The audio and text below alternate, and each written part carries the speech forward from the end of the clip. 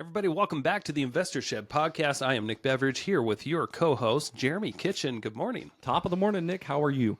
I'm doing pretty fantastic. Yeah. You know what? What? Today's Friday. Today's Friday, but you wouldn't know that, would you? Because this episode comes out on Thursday if you watched it on that day. We have a really great episode for you today, ladies and gentlemen. Today, we are talking about how to sell a home, but not only how to sell a home, how to use the correct tools and how to do it efficiently. That's right. One quick thing, though. We actually did go live on Twitter and the Facebook page, the Investor Shed podcast. So if you guys ever want to see these episodes long before they're actually produced, you can watch them live on those channels. Yeah, but make sure you watch them as well when they come out because we need our views. And speaking of needing our views, people are dying to know what they should be viewing and eating during this week's episode.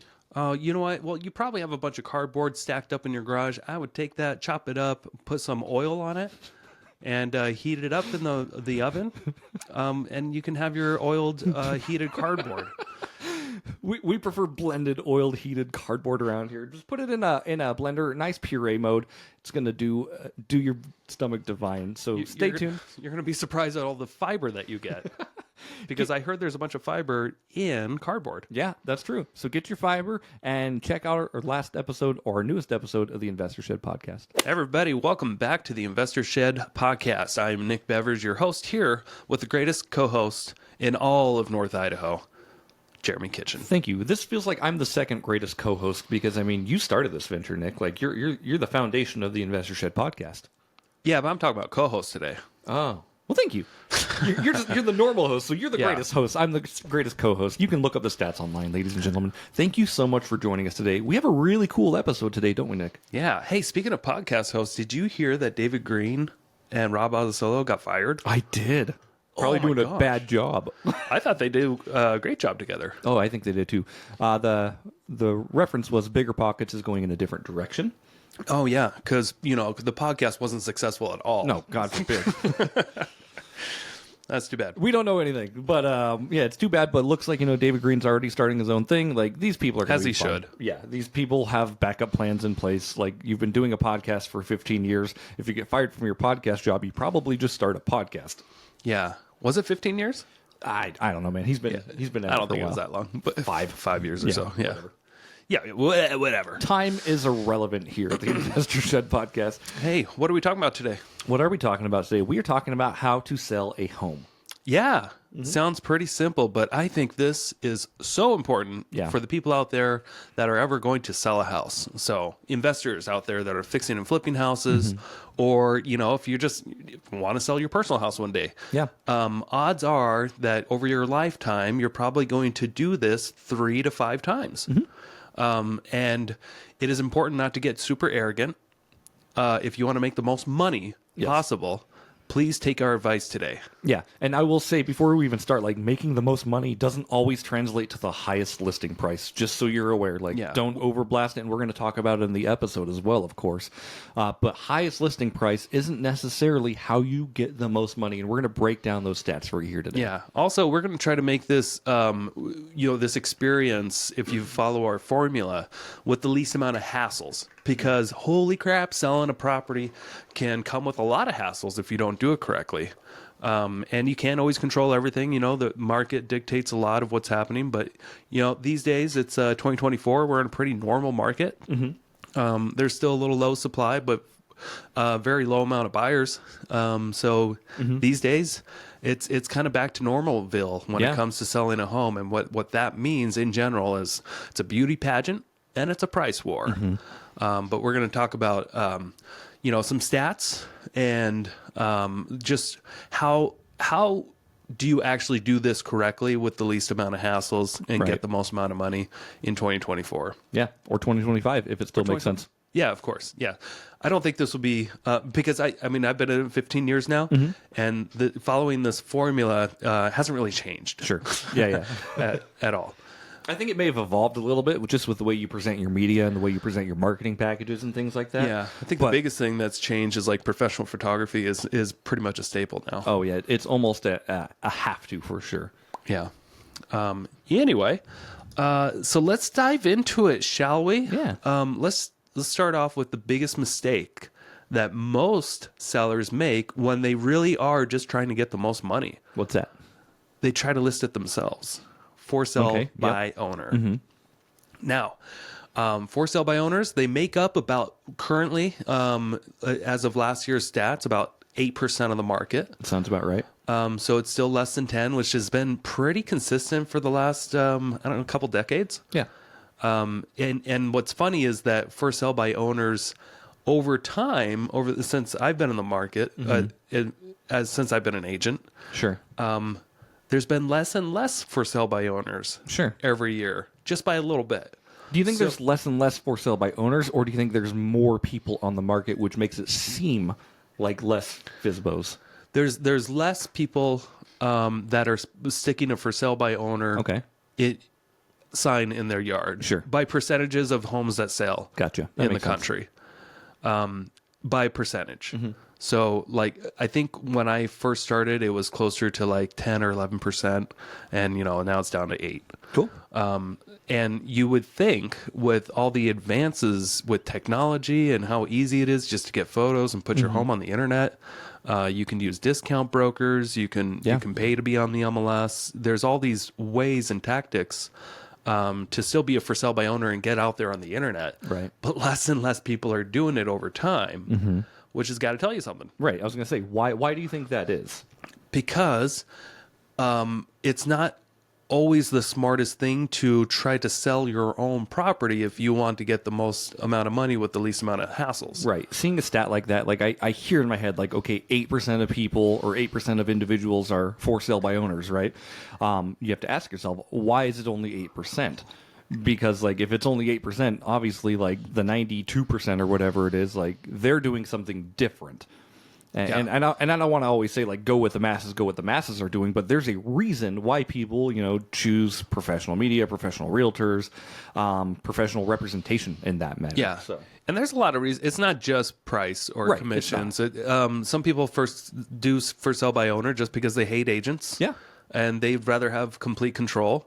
Other people do it just because they just kind of think it's a hassle. They don't want to show their home, to the public. Sure. And they'd, even though they're doing it, like they don't you're trying to sell it. Well, they don't want their neighbors seeing what their house looks like online and stuff. So it's just like kind of like they'll really vet that person if they're calling, or they think they're vetting them. Right. They're basically just asking them, "What's your name? Come on over." So, and I know I'm generalizing, but a lot of the for sale by owner people that I've spoken with over time that have kind of converted to just having their home listed on the market, it seems like they just had to go through it just to feel like, okay, this is kind of a hassle. Yeah. I'm not getting the kind of activity I thought I would, even though it's on the internet. I don't know why nobody will call me except for agents. That seems to be a common one. Right. Well, it's because buyers out there, motivated buyers that are willing to pay the most for properties, they tend to just be working with real estate agents. Yeah. And real estate agents, all their inventories right there in the MLS. And it's just easier, and people love convenience these days. Yes, to just go with what's simple and set it. People hate making calls. They really see a for sale by owner sign. You may even be a motivated buyer, but you might just drive by it like, it's not.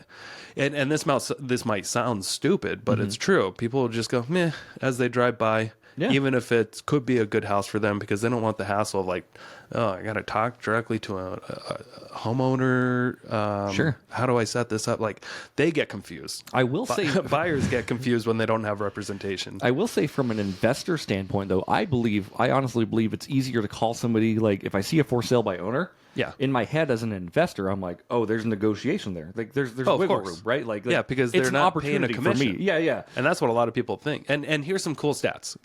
So as of last year, on average, for sale by owners sell for about 18% less than similar homes sold by agents. So you're saying if the homes sell for an average of 18% less, but they don't have to pay the 5 to 6% buyers and sellers fees. Right, yeah. So they're saving some money there. But like, to give you an example. So they're down 12%. Got it. On average. Now, these houses, they're probably not, show ready. Right. Some are. But this is just as a generalization. But like overall, most of the time, they are getting less money. A lot of that just has to do with there's less people that are aware of their property. Less of those motivated people that just want simplicity and convenience of being shown by their real estate agent homes that are available on the market where that agent is getting paid by the seller. And, you know, eventually that's typically where you're going to get the most action is when you have, like in North Idaho, you have about 1,800 salespeople that will work on your behalf if you list it. And that's what you got to think of. You know, you're not just hiring one agent when you put it on the MLS. Oh, no. You're hiring a sales force of 1,800 or so people that at all times probably have, you know, 2 to 5 motivated buyers. Yeah. That's a lot more eyeballs and a lot more money looking at your house to see if it's a good option. Right. Doesn't mean that they're running to your house. There's other things to do. Sure. I've noticed that too. Like, obviously what I do is I do real estate photography as well as real estate investing. But, you know, when I do a listing for an agent and it turns out to be a really beautiful listing or just in a good price point or something like that, it'll get shared by that agent. And not only will it get shared by that agent, I see it get shared by multiple other agents along my Facebook, along my Instagram. I see people like, you know, they hijack my photos, which is great because I don't care. Yeah. This is your marketing. I see other agents, you know, like tapping into that marketing and using it for themselves. Like, hey, check out this listing by Nick Beveridge, and they're not even the listing agent. And this just kind of spreads like wildfire. Yeah. Another point, like I'm buying a house right now. I close on it in a couple of days. In Coeur d'Alene, little 2-bedroom house right next to the hospital. Buying it for $250,000. Are you gonna midterm rental that thing? It's a backup option. Okay. So we're gonna do a fix and flip. Okay. Kind of make it like we're gonna refresh it. It was built in the '90s and it's just got '90s written all over it. Yeah.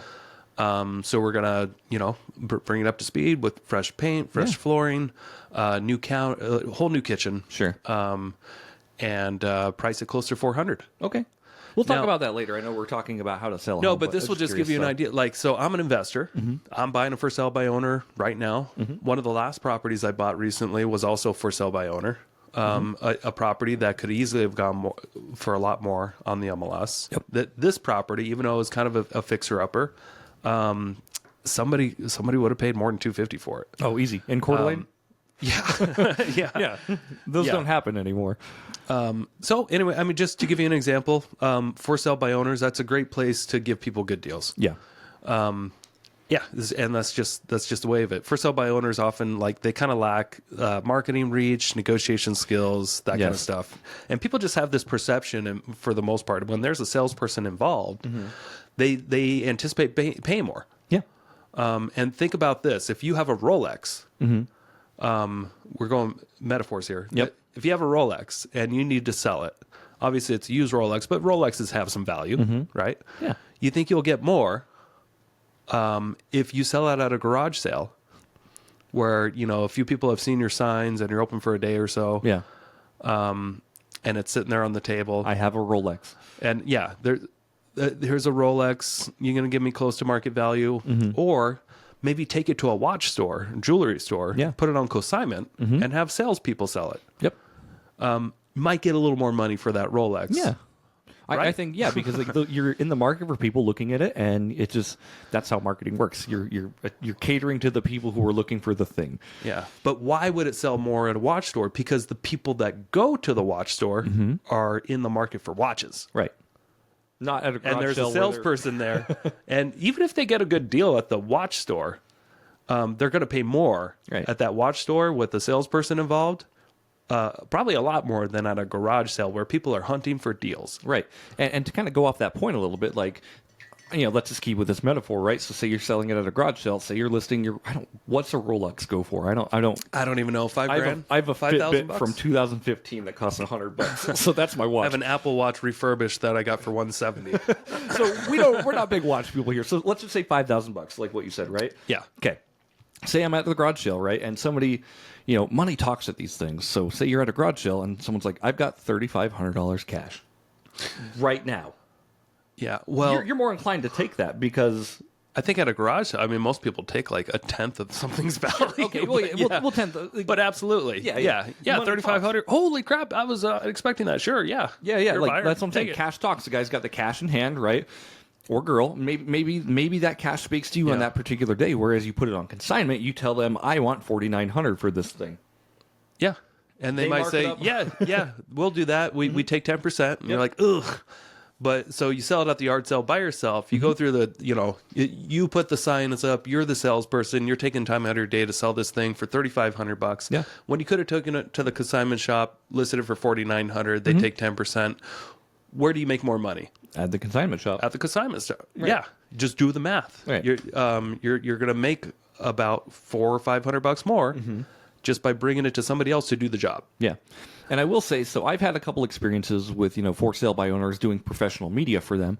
A realtor actually sent them my way because this person didn't actually want to use a realtor because of the fees. Yeah. So she's like, I still want to do him right and get him in the right direction. So she sent him to me for media. I did the media. Everything was fine there. And the first question he asks was, how do I download the photos?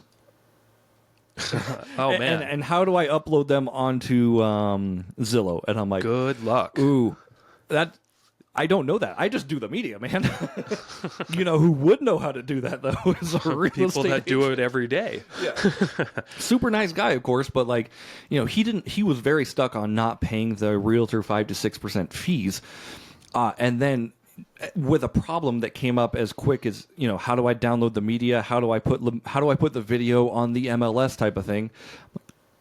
Good luck, buddy. Yeah. Yeah. So it's just about finding the right agent, that you're comfortable working with, that can expose it to the whole market. Yeah. And then, you're in the retail game at that point. Like if you don't have a fixer upper to sell, gosh, please use the biggest tool in the tool bucket of selling a house, and that's by throwing it on the MLS. That's just one step, but that's the biggest thing that you can do. Yeah. I think one of the biggest. It's one of the biggest for sure. We got a couple more things we're going to talk about. Oh, for sure. But and Nick talked about getting a realtor, and I do want to say not all realtors are built the same. No, some suck balls, and I think some suck, but they don't intend to suck. To be honest with you, no. Some are just new, and some are inexperienced, and some of this just comes with time and being in the market. Like somebody like Nick who's done this for 40 years. You're only 37. 15 years now. 15 years. How many homes have you sold? I would have to guess around 500. Okay. Just because I think I sold 70 over my first 3 or 4 years. Yeah. And then there were a few years there was about 3 years or so where we did about 100 a year. And then there's a lot in between. I don't know. Over 500. Sure. Okay. I don't really keep track. I should. Yeah. Because it is kind of cool. But that's a good amount of properties that you sold. Yeah. Yeah. That's a lot of transactions I've been involved with. That's a lot of negotiations I've been involved with. That's a lot of properties that we've put on the internet. Yeah. It's a lot of failures too. Oh, of course. So I've done things that don't necessarily work. I've done things that do work. And when you start with the basics, things tend to work out because you can build on top of those basics. Right. But chances are that if you're listening to this, I've probably sold more properties than you. So yeah, just believe me when I give you some advice here. Right. Obviously. And you're not trying to gloat, but we are saying to the average person, yes, you've absolutely sold more houses. I haven't sold any houses. I've been a part of a transaction with you. Yeah. If I want to take plumbing advice from anyone who's not a plumber, I've got to double check their work. I don't know. That's a good point. Yeah. But if I've worked with a plumber who's does plumbing all day long, does rough-in work, he does trim work. Has that proven track record of I'm a plumber and I know shit about being a plumber. And he's dealt with, hooking properties up to sewers and all the stuff in between, not just, installing toilets and not just fixing leaks in a faucet, but a plumber who's had a decade of experience doing everything from the sink pouring to the water comes from the earth, and this is how a well drilled, this is how a well works, and this is how the pump works, and I want somebody who's been through the whole thing and understands plumbing, not just someone who knows how to fix a leaky faucet. Yeah, we call those handymen. Yeah, but that's the kind of person I would like to take advice from if I'm building a house or something like that when it comes to plumbing. Absolutely. And I know this sounds probably pretty stupid, but like I take some advice from me today if you're planning on selling a house, because I've been in every stage of this process. Yeah. I've sold homes myself that were mine. I've fixed and flipped properties. I've done for sale by owner, thinking it was cool. Plenty of times I bought for sale by owner. I've put it on the market. I've not staged homes, and I got to see those results. Yep. Then I would take homes off the market. I'd stage homes, get to see those effects. Yep. I put properties on the market that weren't really clean versus those that I spent an extra $600 to get a deep clean, and just I got to play around with a lot of different strategies, tactics, failures, successes. We're not taking our own advice on our new listing we have come up, right? No, but it's a different type of buyer we're going after. Yeah. And I don't always take my own advice, and then I always feel the effects of that sometimes. Yeah.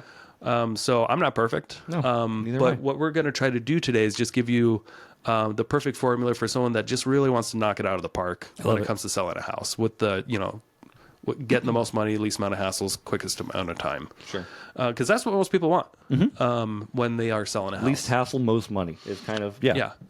Okay. So when it comes to pricing, let's move on from sell by owners. Let's say, okay, I'm going to put my house on the market.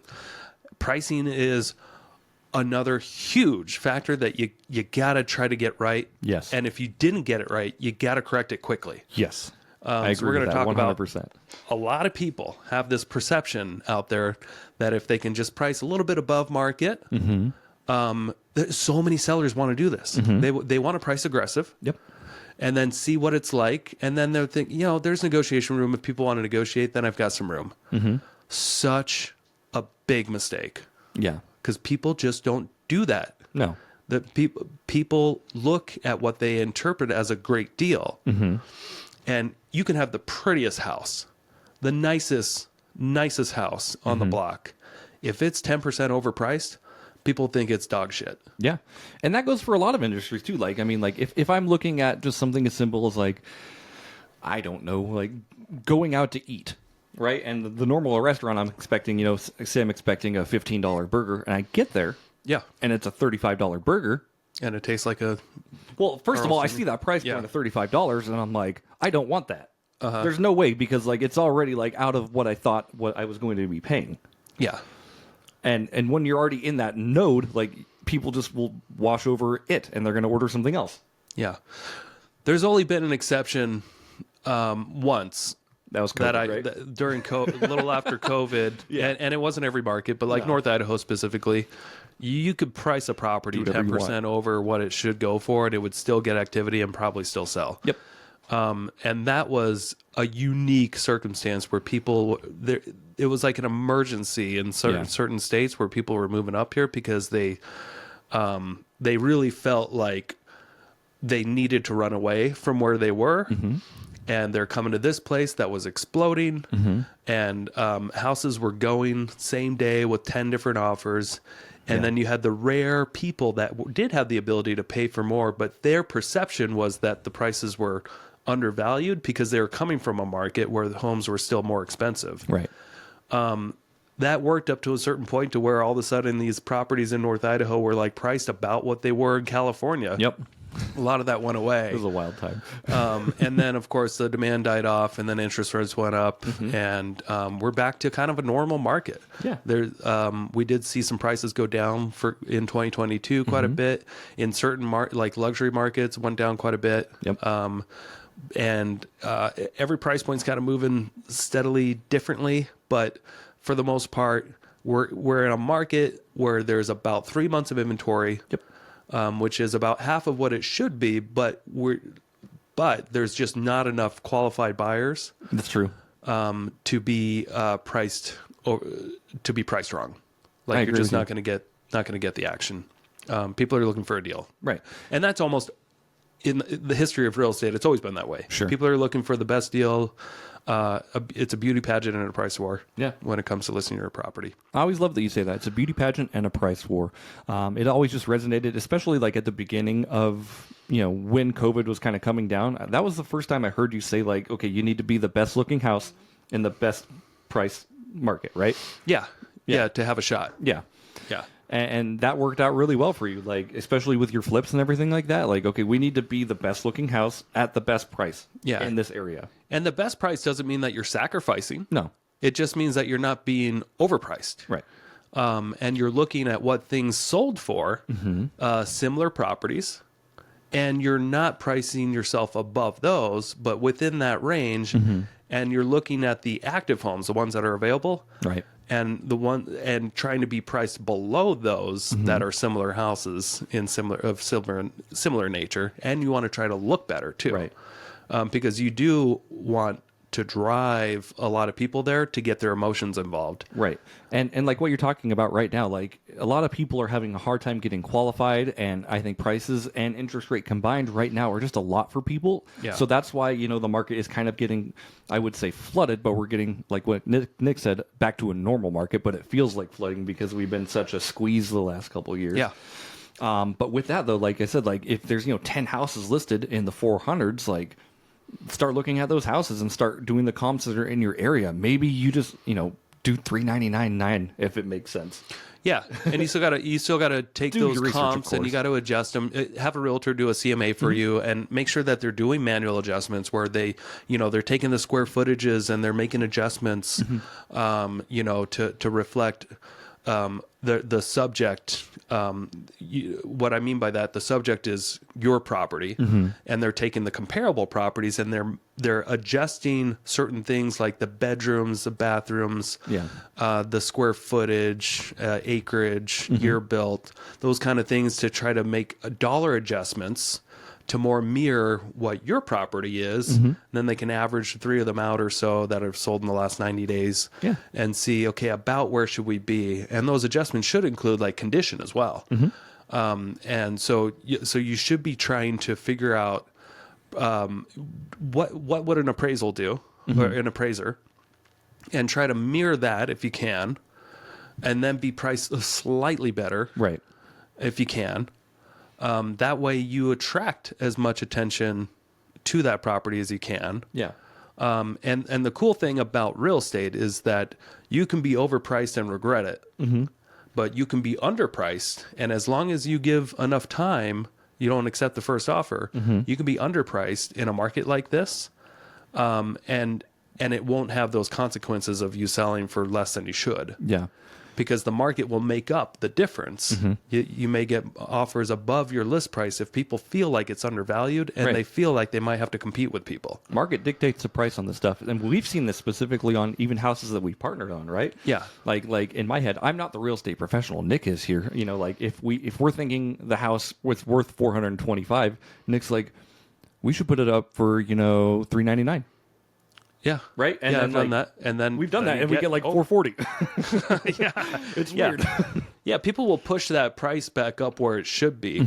That's but you have to get the interest to do that, though. But you have to do a lot of things to create that bump, to get back where you should. So pricing. Here's an idea. Here's a good way to find out if you are overpriced.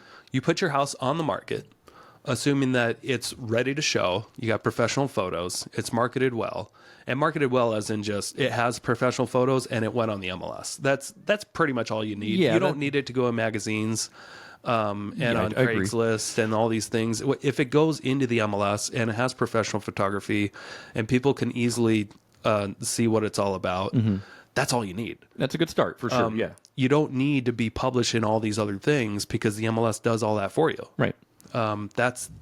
So don't think that you need to be in Homes and Land magazines and all this stuff. It really doesn't drive sales. It just helps with brand recognition of that agent. Sure. That's it. Yeah. So assuming that you've done all that, you're on the market in the first 10 days is the most critical. The first 10 days is where it gives enough time for motivated buyers to recognize that house is available and go see it. Yeah. If they want it, if they want to see it. Yep. So 10 days is enough time, again, for if people find your house attractive, motivated buyers, it will give them enough time to schedule a showing and go look at your property within the first 10 days. If you are getting offers in your first 10 days, you are priced correctly. Yeah, I agree. In the first 10 days, if you are getting showings but no offers, you're probably off on your price by just a little bit.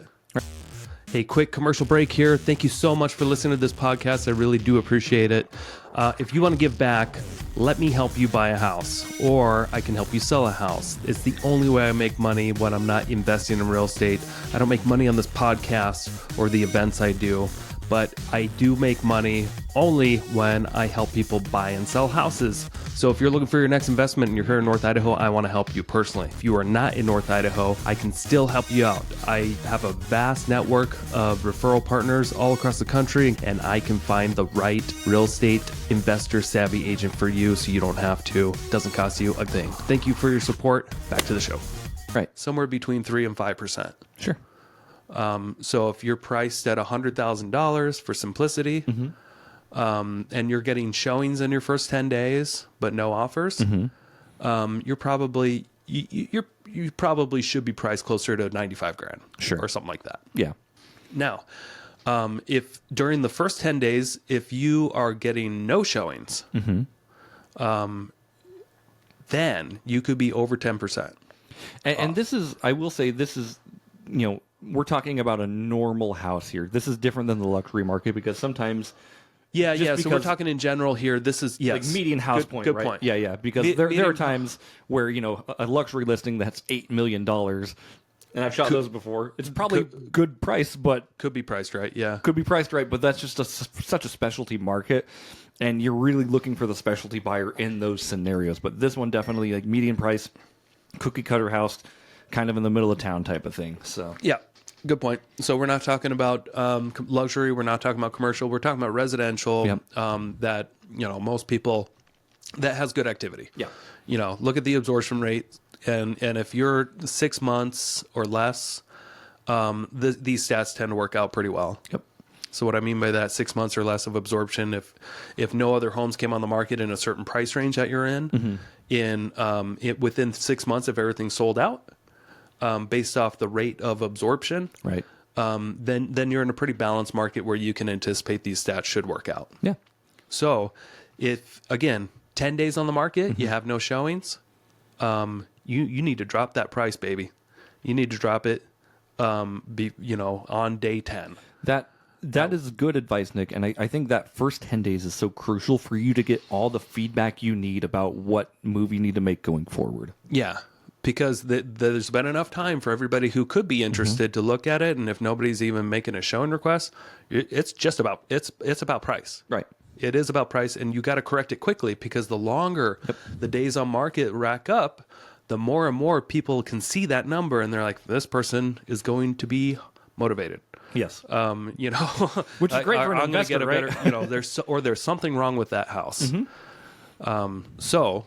You got to drop the price. Yeah. If you're not having showings in the first 10 days, you got to drop it by at least 10%. Yeah. So if you have a $200,000 home, we're talking about a $20,000 price drop. If you have a $400,000 home, we're talking about a $40,000 price drop. Yeah. And these numbers might sound scary, but all it means is that you weren't priced correctly. And it doesn't mean that you're losing $40,000. It means that you didn't get what you thought the house was worth. Right. So don't consider it as losing. Just consider it as we made a mistake. It's not worth what I think it's worth. Yeah. You're not losing 40 grand. Yeah. You just you're just wrong about what it's worth. Yeah. And that's it. That's okay to be wrong on this stuff, but it's so important to course correct within that first 10 days because like Nick said, the longer it sits on the market, the more opportunity for people to come in and buy as an investor. Like if I see something sitting on the market for 120 days, like you better believe I'm going to be calling and making offers on that thing if it makes sense. And you can get all the appraisals you want. You can get all the CMAs, the broker price opinions you want. A property is only worth what a buyer is willing to pay. I love that. That's it. It's true. And that's how appraisals work their numbers. They only look at what buyers previously paid for similar properties. Yep. And that's how the market works. That's how pricing works. Yeah. It doesn't matter what you want for a house. Doesn't matter. it doesn't matter. It's what the market will pay. Yeah. So last time you and I sold a house, we sold our rental that we had worked on together for a few years. Uh-huh. I can't remember what we sold it at, but you had what was it? I think we sold it for 410 or so, 10 grand above list. Yeah, 10 grand above listing. But like we originally put it on the market, and I loved your strategy with this. You're like, every 7 days we drop it 10 grand. Uh-huh. You remember that? Yeah. That was a good strategy. And then we didn't have to, did we? We didn't. I think we had to do it one time. Oh, okay. And I think we had it set up at 410 or 420 on the market. I can't remember. And we're like, anything over 390s, we said. Oh, didn't we do 425 at first? Yes, we were a little aggressive. Yeah. And then we dropped it right to 399. We just dropped it right away to 399 because we didn't get enough action. Which is the price we wanted for it. The price we wanted for it was $400,000. Yeah. But like we said, we ended up selling it for 407, giving a couple credits and stuff in like there. But again, we were conscious of the market and what the market was doing. Like, it was on a half-acre, really cool property. Lots of rental potential, lots of build potential. Like, okay, let's see what this happens. We're going to cast our lure, see what happens. No bites. All right, we're dropping the price. And we both agreed on that instantly before we even put it on the market. Now, the reason why we didn't price it right from the beginning is because we didn't exactly know what it was worth, because we didn't have good comps. Yeah. There weren't a lot of manufactured homes on real property in the middle of Coeur d'Alene on a half acre that had ADU potential and all this RV stuff. hookups, right? RV hookups. It was kind of a unique property. Like, there was the price could have varied quite a bit. So we tried a little bit aggressive, and then it didn't work, but we pulled way back immediately, and it worked. And we're like, okay, the market said it was worth 407. Yep, that's our number. Okay. We tried. We were saying, hey, we'll take 399, and the market came in. A bunch of people rushed in, and they're like, no, it's worth 407. Yeah, that's what it's worth. And we knew that because anything under 400,000 in this particular market gets a lot of eyeballs on it. Like, once you drop below a 4 in the first figure, people look at things. Yeah. All right. So, quick stat here. Homes that are overpriced spend an average of 40 days longer on the market. I believe it. 40 days longer. I would go even more than that. If you're a little overpriced, add an extra 40 days of stress to your life. I would say, like, that's an average, right? But in this current market I've seen, I shoot a lot of properties. I ask realtors a lot of questions. I see things sitting on the market for... I've had properties I've shot sit on the market for 6 months. I've had properties I've shot sit on the market for 2 days. It just depends on how it's sold and how it's priced. But again, I've seen this firsthand, and right now I will tell you, in this market, it's more than 40 days. Yeah. So let's talk about staging now. This more is this is more relevant towards fix and flippers, like houses that are vacant, or if you moved out of a house and all the furniture's gone. When you're selling an empty house, when I was a young buck, and fresh into real estate, brand new, didn't know shit, I used to think, hey, vacant houses are the coolest because you could just move right in. There's no furniture to get in the way and all that stuff. But what I learned over time was, no, people kind of need the vision. And when they walk into an empty house, they just pick it apart. Yeah. Because nothing is perfect in a house. No. And it's easy to just start picking apart, like, oh, the trim's coming up here a little bit, or like you can see some of the, the not perfect caulking here. This is a shit house. That's what people think sometimes, especially a house that's been fixed and flipped. If it's not staged, people just focus on the walls. There's nothing else to look and the at. floors. So, people are going to start picking things apart. They just start picking apart any slight imperfections, and they just think to themselves, oh, somebody did a shoddy job here. Yep. I don't know if I want to buy this. Yeah, and we're guilty of it too. Like, even if it's in good shape. Yeah. But if there's just slight minor cosmetic defects that are like impossible to get around, because a lot of fix and flip homes are older homes. Right. Nothing's ever perfectly plumb. But when you actually have staging furniture in the house, and you stage like the kitchen and the bathrooms and the living room and a master bedroom, you don't have to stage every room. Right. But just enough for somebody to come in and be like, wow, they start looking at the furniture more. And it's if a it's healthy done distraction. by well, it's not just a distraction. They can come in and actually picture themselves instantly living there. Yeah. Ooh, I've got a couch kind of like this. Right that could sit right here. Yeah. I could mount a TV right here, just like this one. Isn't it cool? You ever stay at an Airbnb and you walk in and like everything's just kind of in place and you're like, I love it. oh, this is cool. Yeah. You just sit down on the couch. You don't start picking apart the drywall. No. or the paint job or anything like that. It's just like, oh, this is great. Yeah. And that's why stage homes sell for 5 to 10% more on average. 5 to 10% more.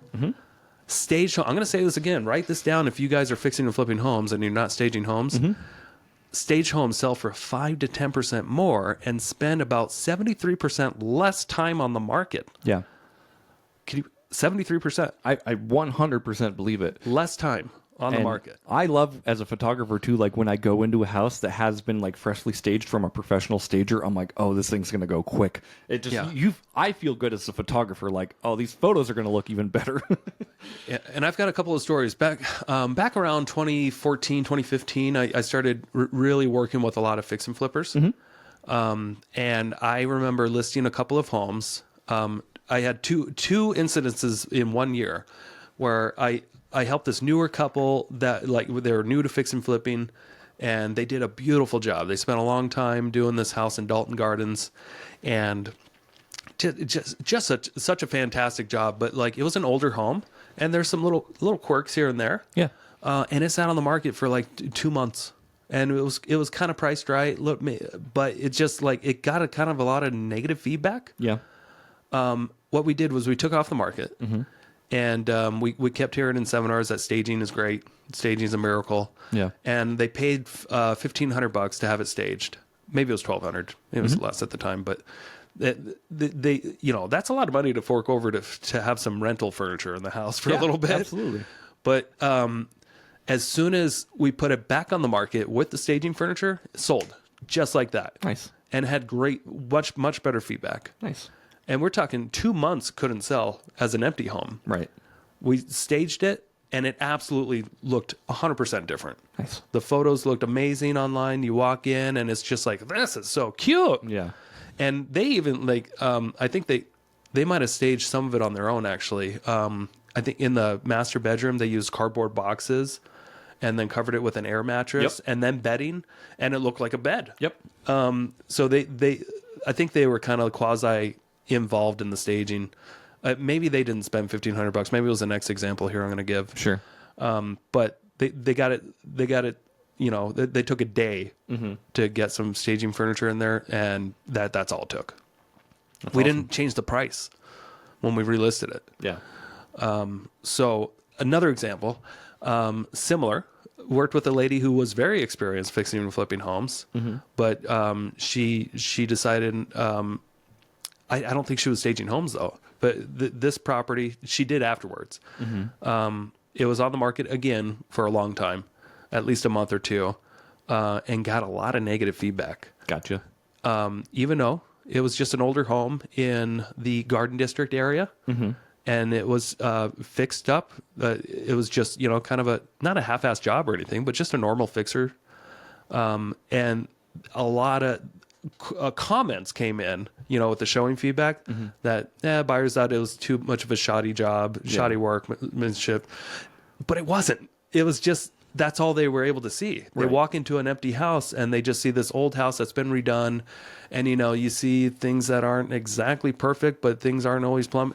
As soon as we took off the market again, staged it, put it back on the market, immediately the feedback changed. Isn't that weird? Everyone was saying, oh, they did such a great job on that remodel.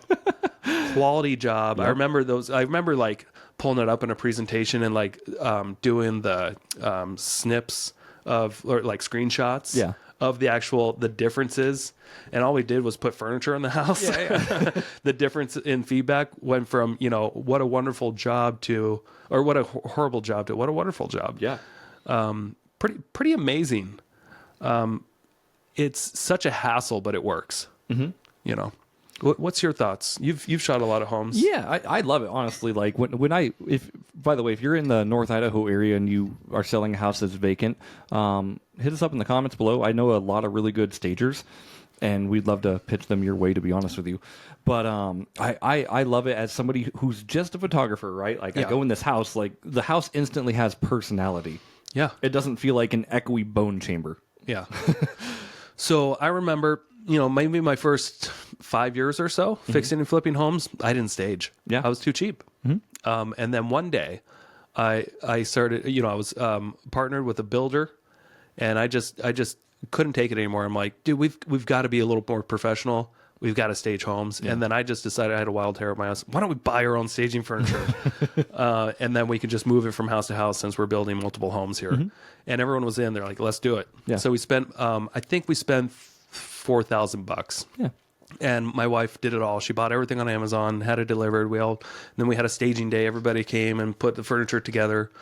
And that furniture got used on several different homes, like 20 different homes or more.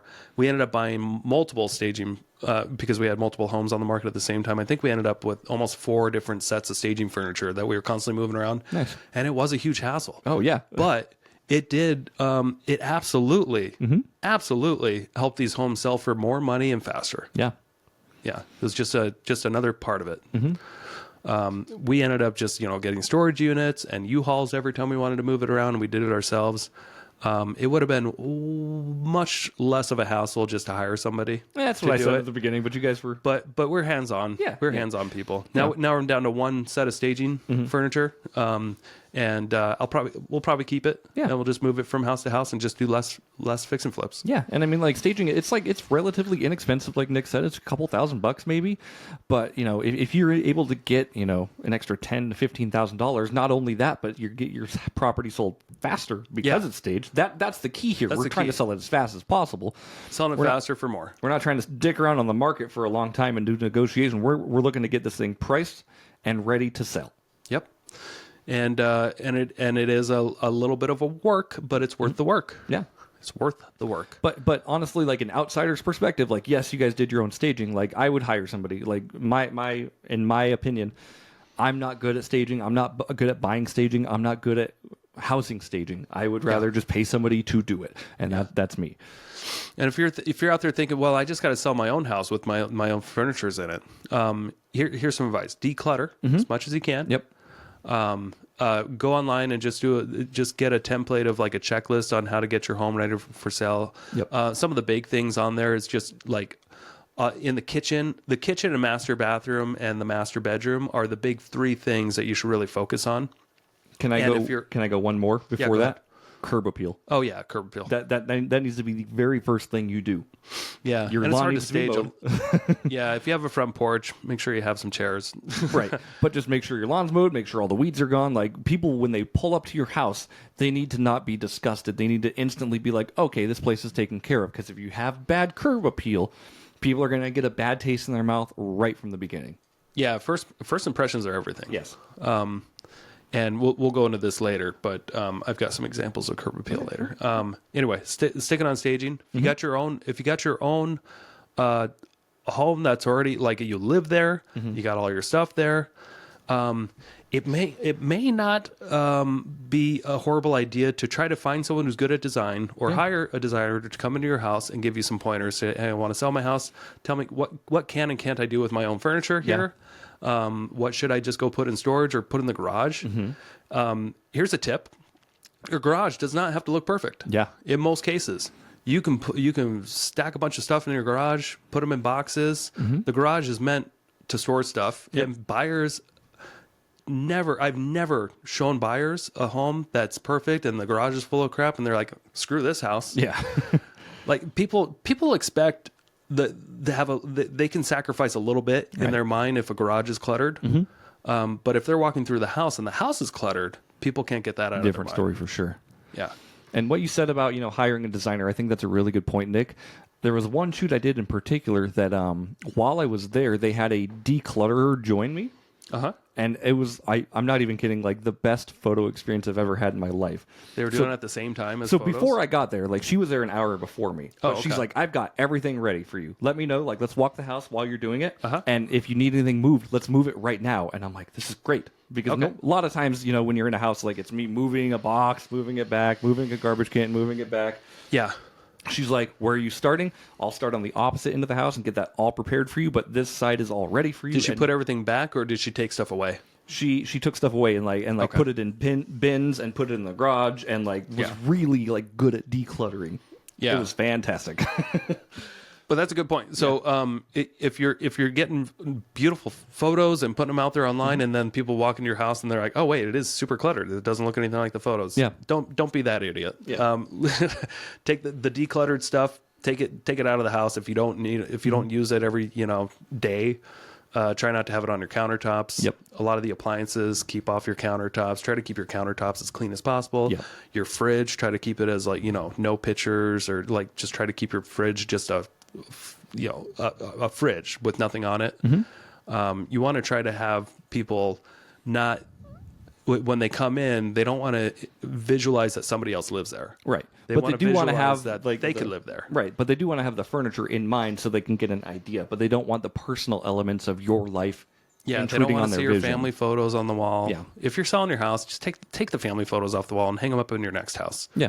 But you don't want to have them up there. You want to have landscaping photos instead, or something that's just more bland, or cute, or something that's not personal. Right. Because people really have to walk into this. Most people do not use common sense when they're buying a house. Weird. And they do everything off emotions. They back it up with logic, but they make their decisions with emotions.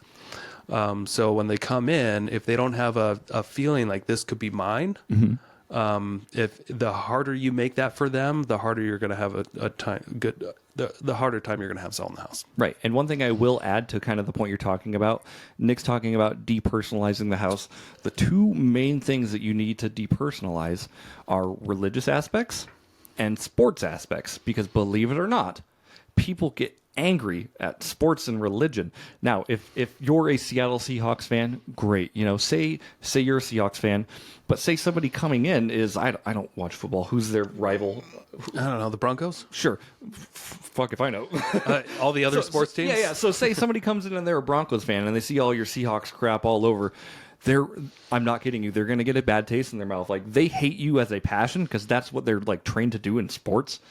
And I never thought about that. Yeah, it's serious. Like, the sports things. I always just kind of recommended taking down, like, if you have antlers and stuff, deer antlers. Yeah. Sometimes people, you lose some buyers there. Not all. I know we're in North Idaho, but if you want maximum exposure, just you want to depersonalize. Right. And with that, like I said, like, I don't know how many, we don't watch football. We've talked about this before, but there's, say, 30 NFL teams. Seattle Sonics. The Arizona Wildcats? Is that baseball? I don't know. The Timberwolf Idaho. Anyway, like, when you have one team up, you're alienating the other 29 or whatever teams. And it's just, you don't want to have that negative connotation in their head. Like, I'm buying this house from a Seahawks fan. I'm giving a Seahawks fan money. People think like that. It's not an exaggeration at all. Yeah. Also, hire a deep cleaner. And if you are a neat freak, maybe you don't need this. But if you're not a neat freak, which is 80% of the people out there, do yourself a favor, spend $500, hire a deep cleaner to come into your house and clean everything. Like, take the windows apart and clean, in the tracks, get all, dust the vents on the top that you can never reach without a ladder, the fans, all these things, like, on the top of the countertops, everybody lets that dust build up until they move and grease and all this stuff. And you might be thinking a few $100, that's a lot. Yeah, it is, but it's worth it. 100%. You know what else is a few $100? Detailing a car. Yeah. And no dealership sell a car that's not detailed. Yep. Because it's worth the money. People are going to spend. Statistically proven, people like to buy clean stuff. If you spend $500 to deep clean your house, people will spend easily $5,000 more. Yeah. And it will just sell faster. Yeah. And I'm not just making those numbers up. Yeah, I am. I'm making them up. But I'm just saying, think about it logically here. Right. People buy with emotions. They come into a stinky house. A stinky house means 10 or 20 grand off. Yeah. A stinky house can be fixed for a few $100. And this translates to a lot of things. Like, yes, absolutely, deep clean your house. Picture you're buying an iPhone, right? Like, thinking you're buying a brand new iPhone. You go to the Apple store and they give you an iPhone that's covered in like grime and fingerprints. Yeah. It's got like a layer of dust and it feels like it's kind of been in a flip house. You're not going to want to buy that phone. Versus if they hand you the nice brand new one and they rip the thing off and you're like, oh, this is brand new. You want to make your house feel as nice and new and as clean as possible. Totally. All right. So that's a big thing. Deep clean, declutter, deep clean, declutter. Deep clean, declutter, the 2 Ds. Everyone loves double Ds. I love double D in it. We had to. Yeah. Okay. Deep clean, declutter. Yeah. And what's the next from there? So where do we kind of go from there? Obviously, we talked about, for sale by owners, pricing, staging, and cleaning. Yeah. Like, so what's we're at next? the point, we're at the point where we can now have showings, right? You got to be flexible. Be flexible in your showings. So, if a lot of your realtors were asked, how much of a heads up do you need? Say maybe an hour. Just an hour is so reasonable. Yes. But more than that, if you don't want a 24-hour notice, unless it's tenant occupied where you have to give them 24-hour notice, try to have the house ready within an hour. If you work throughout the day and you're not there to get it ready, clean up before you leave. You can go to work because you could have a showing, especially, if you're doing everything else, all your actions should be within the first couple of weeks anyway. Yeah. So just take that couple of weeks to keep your house spotless, vacuum every morning before you leave the house. You don't have to turn the lights on. The agent can do that. But if you do have a showing and you're going to leave, don't stay there, by the way. Right. Please get out. If you have a showing, don't stay in the house. But if you just got it ready and some people are coming, throw on all the lights. Yep. Lamps, all the overhead lights. Try Open to all the light it up. windows. All the windows, the blinds. You don't want a dark house. Temperature, too. Yeah. If it's hot out, have that AC on. Yeah. 70 degrees is pretty good. If it's cold out, you want the heater on. Yeah, of course. Around 70 degrees is pretty good. So try to be within a couple of degrees of that. 68 to 72 degrees is a nice, comfortable temperature for most bodies to come in, not feel uncomfortable. That's the last thing you want. Right. You don't want people to feel uncomfortable when they come into your house, and temperature is sometimes where people get lost. Yeah. And they don't even realize that they're losing people because they're trying to be, cheap on their heating bill or something like that. But you're trying to get returns here, and you're trying to make people come into a house where they feel every bit of their senses, smell, sight, touch. The touch is the temperature. That you want to hit on all points. Yeah. So, make sure the house is available within an hour or so of showing. Make sure it's clean. Throw in all the lights. That way people can see everything. Yeah. And have a lockbox on the door. Yep. Some people don't want that, but these days we have electronic lockboxes that only realtors can open, and people know when people go in and out. That way you don't have to be paranoid about if something did get stolen. You should know. Yeah. Who's the last person there? Who's the last person there? Also, feel free to have a camera in the house too. Yeah.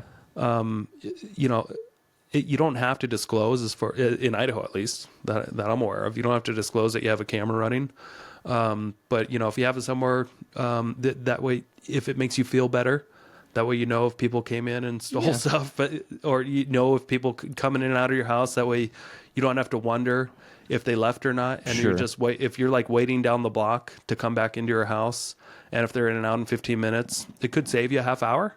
Maybe that's worth it to you to come back. I know I see you being agitated over here. No, Go ahead. I'm not agitated, but I would almost combat that by saying I don't think it's necessary, because if you do have a lockbox, you're anticipating that a professional real estate agent has unlocked the door and has let them in. Yeah. And you're gonna assume that they're I don't know, if I walked into a house and I could see a video camera up on the counter or whatever. Yep. No, as a buyer, I would be like, okay, they're spying on me. Yeah, you could be a little. If you want to hear honest feedback, this is a good idea. Sure, but you don't want to put it in a place where it's so obvious. You don't want a camera on a tripod when they walk in. You could just have it in a normal spot, on the kitchen countertops or something like that, where it just kind of hangs out on the top and people don't really notice it. Or I guess it's surrounded by a makes bear. Sense, but on a vacant house and there's a camera in there, I'd get a little sketched out. But that's Sure. Okay, I'm not allowed to talk freely in this house because they're watching me. Well, that's the thing. You don't want it to be obvious. Right. But you do want them to talk freely. And you want to hear their honest feedback, because this is where you can have the ultimate edge. If somebody walks in and they're just in love with the house and you hear them talk about it, and then you might hear them talk about the price, This is where you're going to get the most honest feedback. You see all those agents all the time, like on Facebook and stuff. Like if the seller starts or the buyer starts talking about the house on the porch and the Ring is recording them, they're like, get out of here. We're not going to talk about it in front of Yeah. Well, they're doing a good job then. They are doing a good job. Exactly. Yeah. And I will say, like, Nick said this pertains to Idaho specifically, but check your local jurisdictions if you're allowed to record people. I know it's in your own house. In your own house. Or maybe they have to know. I don't know. Anyway, like, just don't get in trouble with it, and just don't do it in a way that, like, it's the same as leaving the house. They have you leave the house so you don't get, this is the buyer's conversation, really. Mm-hmm. And I mean, yes, you get the ultimate edge by knowing the information, but you're going to hope that real estate agent gives you the proper feedback anyway. Yes, true. Here's another thing. When you sign a listing agreement with an agent and there's the topic of now these days, everybody thinks that there's this option to pay a buyer's agent, which there is. There's always been an option to pay a buyer's agent, but there's this new trend where, hey, why don't we just not pay a buyer's agent? Stupid mistake. Mm-hmm. If you're not going to pay a buyer's agent commission, you are going to have a hard time selling this house. Yeah. Because that means that whoever is representing the buyer has to pay that person. Mm-hmm. And they're going to consider that when making an offer. Yep. So ultimately, you're always paying the commission. Right. Or you're paying a lot more. So just pay the commission. What's appropriate? 2.5% in 2024 is 2.5% to 3% is totally average. Yep. So don't go lower than 2.5% because then you might deter people. Mm-hmm. If that's a proper word. Deter? Yeah. Deter. Deter. Deter. You're going to distract people. Right. Yeah. You agents, they have to make money. Yep. Or they won't show properties. And this also... and this never used to be an issue, really. Yeah. Because the MLS used to, until a couple of days ago. Until tomorrow, I think, right? Tomorrow's the official date, but a lot of MLSs started like a couple of weeks ago. Sure. When a property went on the market, there is a bounty. Mm-hmm. This is how much this pays, and it was typically always around 3%. Yep. 2.5%, 3%. It's always negotiable, but that just made it easy enough for an agent not to have to like worry if they're getting paid or like try to. Now every time they show a property, they have to get in touch with me and be like, "How much does this pay?" Yeah. And do you really want to be the one that says, "Oh, this pays nothing"? Right. If I have a listing out there and everyone who goes to show it first texts me and they say, how much does this pay? If I say nothing, guess what? They're not showing the property. Right. So that defeats the purpose of you selling the house. Right. You think that somebody is just going to come right to the listing agent and get away from a buyer's agent, and that could happen, but your chances are very low. Right. And you're probably going to get less money than you think if you try to be cheap. Get what you pay for. Most of the time in this market, there's a selling agent and then there's a buyer's agent, and that's going to continue happening as far as I'm aware. But what you don't want to happen is you don't want to have your seller's agent represent the buyer as well, because then they're instantly not looking out for your best interest as a seller. It depends. It does depend, but that's something you need to be thinking about, right? I mean, you can represent a instead of a client, they're a customer. Sure. Where you just have to look out for not their best financial interest, but like the earnest money. Sure. You just have to. So there's less responsibilities that are owed to that buyer. Listen, buyers. If they can buy a house, they can barely buy a house right now. That's the majority of them. Yeah. If they also have to come up with their buyer's agent's commission, they're going to move on to the next house. Yeah. I promise you. Yep. Okay. Anyway, yeah, I just wanted to say that, like, just be careful of dual representation. I know some agents do it correctly, but some agents, again, like, once you're representing buyer and seller, it's just tread the waters carefully, I suppose. Yeah, true. All right. So let's see here. Professional photography. That's the next one. Market and exposure. If your agent signs you up on a listing and then they come in the next day with their own little camera or they're using their phone to take photos, be like, hey, pump the brakes, bro. It drives me insane. Like, hey, just tell them, hey, do you mind just hiring a photographer? Yeah. Even if you have to pay for it, it's going to be worth it. photographer, what does an average house cost? I mean, if you're just getting photos, $160 to $200. $160 to $200 to sell, let's say, a $500,000 home. Yep. And guess what? Here's some stats. Homes with professional photography receive 118% more views online. I would argue that number. You think it's more? Yeah. Yeah. So, gosh, yeah. 118% more is a lot. More activity online means more potential for scheduled showings. Right. More scheduled showings means more potential for offers. Yep. More offers means more money. You're doing great, Nick. Mo office means mo money.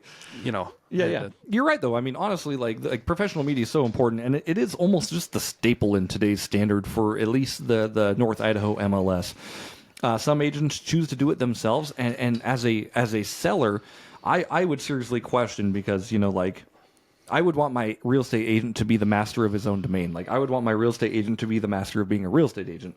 I don't want him to try to manage a camera. I've had agents try to send me photos themselves before, be like, "Hey, can you edit these?" Yeah. And they're completely garbage. Yeah. The angles are all wrong, the lightings are all wrong, settings are all wrong. Well, I use my professional camera. Doesn't freaking look like it. Yeah, and this might have been totally acceptable 10 years ago, but it's not anymore. Yeah. The people love to look online at listings, and if people can instantly tell if it's not professional or not. Oh, easy, yeah. And if it's not a professional photo, they might think to themselves, "Oh, this could be a potential deal right. here." It's good for because investors. you got a cheapo on the line. Anyway, just something to think about. Yeah, and you don't need to Professional go photos. overboard, but I will say, complete marketing packages range from anywhere between $400 to $600, and that gets you 360 tour, video, social media reel, photos, drone photos. You don't have to do all that stuff on every single listing, but it is appropriate on the correct listings. Yeah, and I feel like it's really important not to just get photos, because I've dealt with I've worked in two different markets, North Idaho and Central Florida. Yep. And in both markets, I've sold a lot of properties to people that never saw the property. But they did see videos that I put together. And the listings that I've taken that we had a video walkthrough of an agent, and this doesn't have to look amazing. No. But if you can get a legit video from the drive there or the neighborhood or standing outside the house, and you're showing the neighbors on the video, and you walk through the house, and you try to be stable about it and get good lighting and just show a actual visual walkthrough of video. There's a chance that if there's a motivated out-of-state buyer who just can't make it there, they may make an offer on the property based off just that, and that might be good enough. Yeah. That might be a good enough walkthrough for them. So it's important, I believe, these days to why not? If I can potentially get an out-of-state buyer to have a video out there, it's worth it. Yeah. It's worth figuring out. That it takes 30 minutes. Right. Yeah. And you can really overdo a video, or you can you can overproduce. Yeah, but that's okay. Some of these videos I see, I'm like, this is a gorgeous video. It doesn't really show the house, but the editing's superb. Yeah. Anyway, just make the right choice for you, and I'm sure your real estate agent, if you are using one, is going to have the right recommendations. A lot of times, real estate agents will ask me, what do you think? Do you think this one needs drone? Do you think this one needs a video? And I start with location. I'm like, okay, if I'm using a drone, am I near a lake? Is it a huge body of land? How can I help show this property? And most of the times the answer is yes, you're probably going to want drones if you're close to a cool landmark or you have a cool looking property. Yeah, exactly. The park is right there. Yeah, park is right there. Or there's a hiking trail right there. Right. Yeah, holy crap, I didn't know it was that close to Coeur d'Alene Lake. Exactly. That's where drones, if you just get a different perspective on your photos, It helps change the world on it. I shot one at a golf course the other day, and I gave them free drone photos because I'm like, dude, there's no way this doesn't sell without this photo being on a drone. Yeah. It's on a golf course. Right behind them is the golf, I don't know, lane. Yep. What's a golf lane called? The green, not the green. The path. The golf path, whatever. But there's this beautiful little road for handmade lake right behind it, and you only see that with a drone. Okay. I'm like, dude, I got to throw in a couple for you. Here. Totally. Yeah. And then 3D tours is great too. Yep. That's where you can like, walk around a house like you would like Google Streets. And that's not hard to put together, right? They're not hard to put together, and nowadays mine come with a 2D floor plan as well, so it's really cool. So it actually like shows you the whole house of like built out floor plan. Yeah. And you can click around from room to room, be like, okay, this is what this room looks like, and it allows you to feel exactly what it would be like to be in that house. Yeah, and that's super helpful for the type of people that like have a high, C type personality where they're like very, they love details. Yep. And there are people out there. There's about 20% or so of the people out there that like they have that dominant decision making in their head is like, I need this most details as possible. And if they have like if they can walk around the house when they're not there and they can like picture, kind of plan everything ahead of time, it might be easier for them to make a decision to make an offer. Sure. Yeah, and it's again, just use your best discretion or have your real estate agent hopefully use their best discretion. But if they come in with a cell phone, ask them to get professional media 100%. Yeah. All right. Some final tips here. We'll wind down a little bit. 86% of buyers request a home inspection. Okay. And 46% of the time they use that to negotiate a lower price. I believe it. So if you want to step up your game a little bit, I've seen a few sellers do this. I wish I talk about it more. I started doing it with my fix and flips, and it is such an amazing tactic. You get a home inspection before you put it on the market. Yeah, you pay for it yourself. Pay for it yourself. Get a home inspection, and then you deal with the problems that are on the home inspection. Yeah. You write down, with a marker or something, fixed, blah, blah, blah. You write all that stuff down on the home inspection.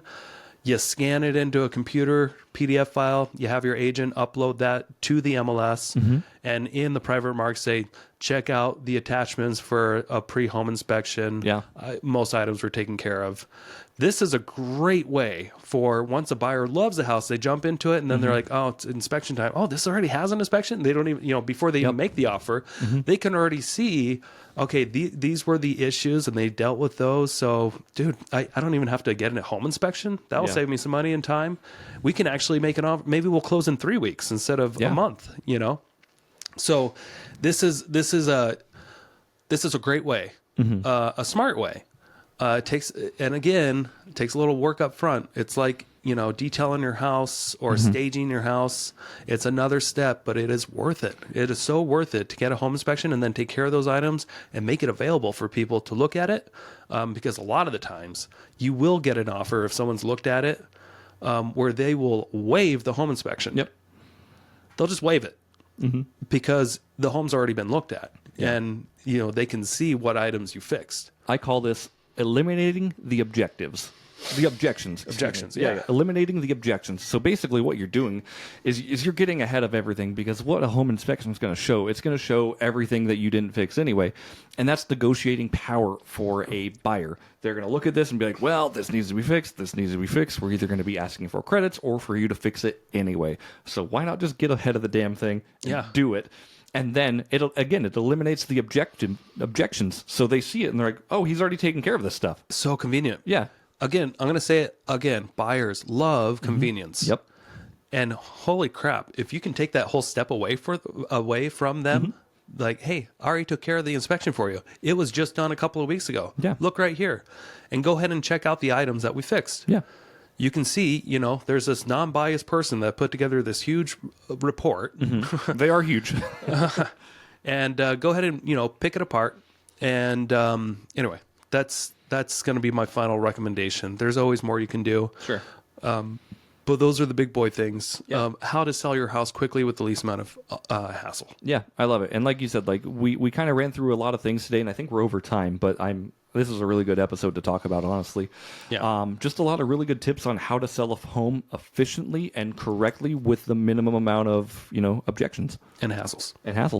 Yep. And hassles. Hope you guys enjoyed this today. Thanks for paying attention if you did stay till the end. Yeah. As a bonus, I'm going to say thank you so much. And I love you. And I think your shoulders look great. Thanks. I think your shoulders look great. That's why I'm talking to the audience. The audience member specifically that's still listening.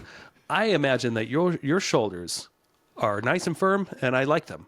My daughter doesn't like your shoulders because they're too hard, Nick. Oh, damn So it. if you can kind of chubby up like me a little bit, then maybe my daughter would like hanging out with you. But seriously, thank you so much everyone for checking out this episode. If you've made it this far and spent 70 minutes with us, we love and appreciate you. It would mean the world to us, honestly, if you went on Apple Podcasts or Spotify or even our YouTube, The Investor Shed. And just left us a good review or a 5-star rating. Honestly, that helps bring exposure to the show and helps us find more people who may be interested in the topics we're talking about. So do God's will and What? and leave us a 5-star review. Or 4 stars are fine too. No, they're not. Don't do that. No. Oh, no 4 stars? You don't become Joe Rogan with 4-star reviews. Oh, no. Oh no. Anyway, thank you so much, everyone. We love you. We'll see you next week at the Investor Shed podcast. See you guys. Hey, and hit us up if you want to hear certain topics. We'd love to talk to you about your topics. Yeah, we love to talk about your topics.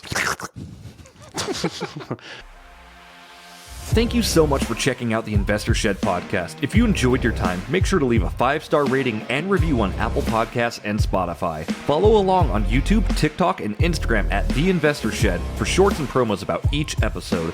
Do you want to be a guest or know someone who has great real estate investing advice and stories? Reach out to us at theinvestorshed@gmail.com.